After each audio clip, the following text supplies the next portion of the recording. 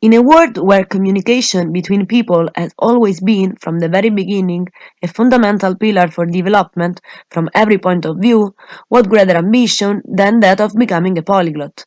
Compared to even a few decades ago, the possibility of coming into contact with those who speak at least one language other than their mother tongue has become a certainty. Especially today, in a world where people are increasingly moving from one continent to another and in relation to each other, where there are no longer barriers between one culture and another, what has resulted has left space for a new reality, that of polyglottism. The more language one learns, the greater the possibility of coming into contact with the labor market, which is obviously constantly looking for professionals who know what, how, and with whom they are willing with, who know not only the foreign language of that particular country, but who have also completely immersed themselves in its culture. Because to fully know a language is not enough to know the rules of grammar or have a good pronunciation.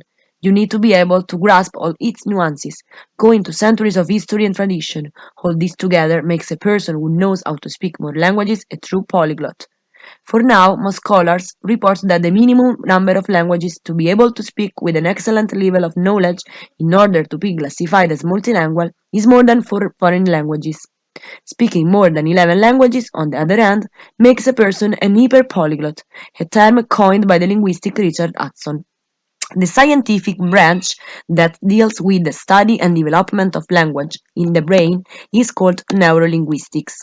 Despite many studies and research conducted by these scientists through biopsies of brains of polyglot people, the many mysteries that surround the brain functioning of a polyglot have not all been solved yet.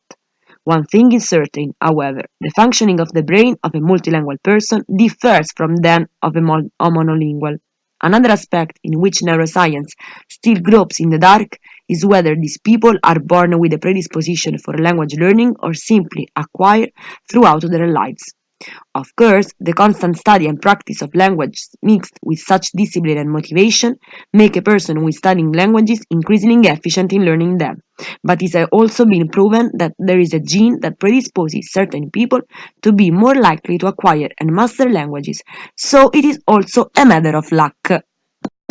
One of the pioneers in polyglottism, a source of inspiration for many of the contemporary polyglots, was and will always be the Hungarian Catolomb. As well as having an unbridled passion for the languages that led her to become one of the most famous polyglots in the world, Lomb introduced the profession of female interpreter and translator into the world of work, which has always been dominated by the male figure. She was invited to work in more than 40 countries for international organizations. With a background of 28 languages, only 16 of them helped her earn and advance her career as an interpreter and translator for political and business affairs. One of the greatest peculiarities of this polyglot is that she learned all these languages as an adult, in the age between 30 and 40 years.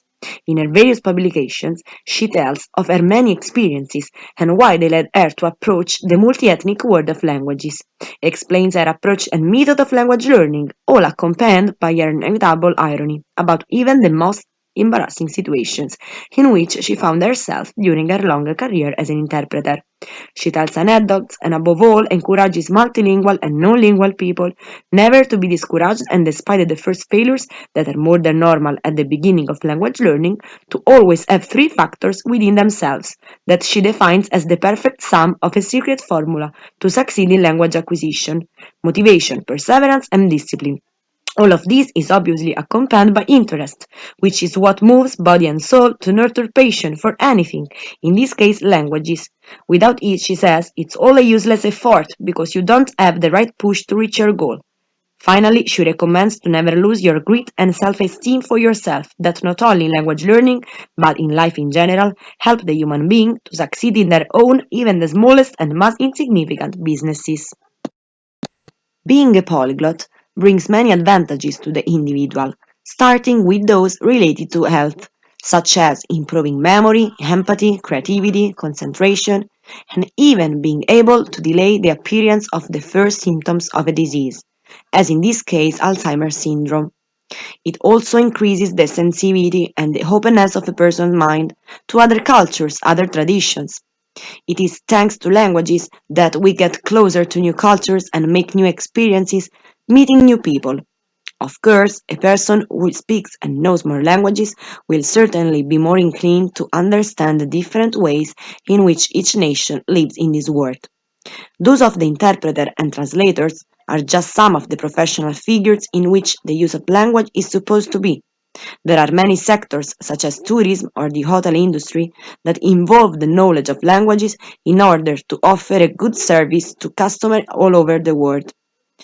In short, language learning is an enrichment from all points of view, and most importantly, it helps to keep the body and brain healthy. I conclude my work with the thought to Zamenhof, the creator of Esperanto, an artificial language so called because it nourished the hope of uniting the whole world under one language.